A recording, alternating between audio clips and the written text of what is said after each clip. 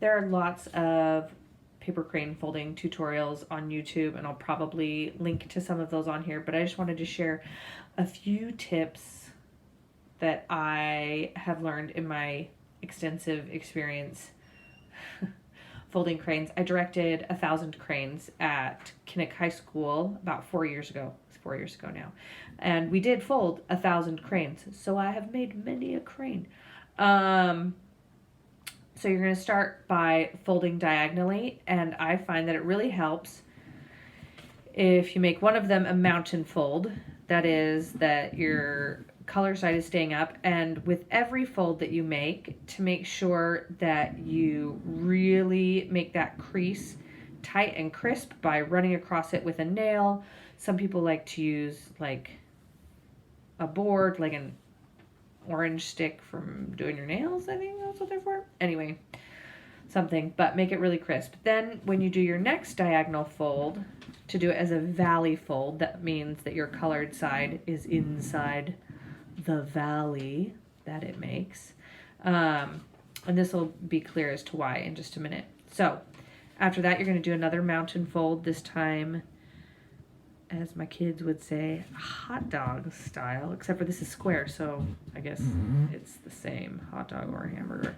Anyway, again, making sure you're matching your corners and doing a really crisp fold. Now you're going to go the other way. Same, doing a mountain fold.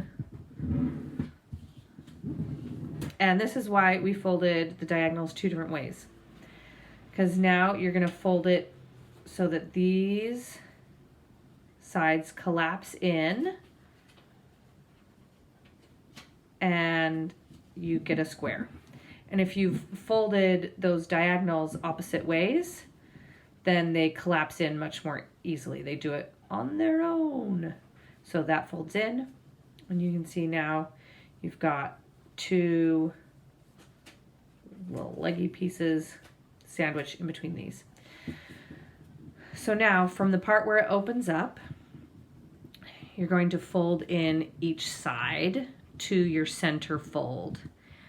I find that it helps so you don't want to actually touch your center fold, but just a little bit away from it, because paper actually has bulk and mass, and you're going to need that to not be right up against each other, else it's going to overlap later on. You can do it on both sides. So you're just folding in one side of it. You're going to flip it over and do the same on the other side. Make sure that when you're folding in, that the part that's coming to a point is the part that opens up down here at the bottom, if I can get a hold of it. You're putting that side to a point, because you're going to keep this whole folded business together. Hopefully that makes sense. Anyway, again, every single time, every single fold that you make, really making it sharp. You're now going to fold down your top so that it just lines up with those folds in that you've done, and then open it, flip it, and fold it the other way. You're just making a crease there to help the paper fold the way you want later. So now you're actually going to, those beautiful folds you just made, you're going to open them back up on this side and the other side, and then lifting up the top flap, but keeping, remember those 2 little legs on the inside, keeping those down. You're going to lift it up so that it begins folding along that crease you just made at the top. And now it's going to fold down in on itself to create a rhombus on this side. And you will have to kind of ease that paper down into folding the way you want it to.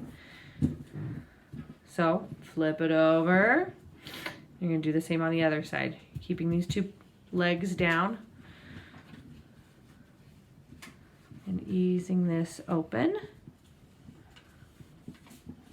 And the tighter you do your folds, like the crisper they are with the nail pressing business, the easier it is to get it to flip out into the shape you want it to be. So now you've got a rhombus. My husband teaches geometry at the the high school. I have to call it by the right name. Got two rhombuses, a little triangle in the middle. And at the top end, your paper stays together, but at the bottom, again, you've got these two little legs, for lack of a better word. And this is same as before. You're going to be folding in the sides, and you're going to be keeping the point down where these legs are splitting. And you're just folding in the top half. Remember, you've got two rhombuses here. So you're folding this into the center. And you're going to do it on the other side.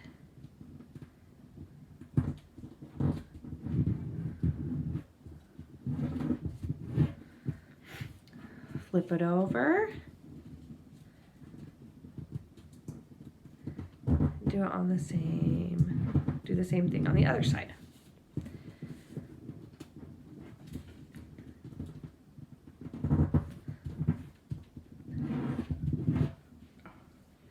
So now if you've done this correctly, you should have two wings sitting at the top with the triangle in the middle and two skinnier leg bits. This is where some people get confused. You're going to gently pry open those two sides that you folded in skinny, right? And push the skinny little leg up inside of there. And fold that down. Well, where's my camera at? And do the same on the other side. Open that, push the leg up inside, and fold it down. Now, to make the head of your crane, you're just going to push the tip of this down and pinch it together. And you've got yourself a little crane. For the purposes of making a chain of 1,000 cranes, it's best to leave the finished crane like this, but it's not uncommon to then take it and pull the wings out so that then you've got yourself a little crane that can sit or tip over, whatever. But because then you can stick a needle through the middle and string them and stack them all up. Okay. Happy folding. It'll be so fun.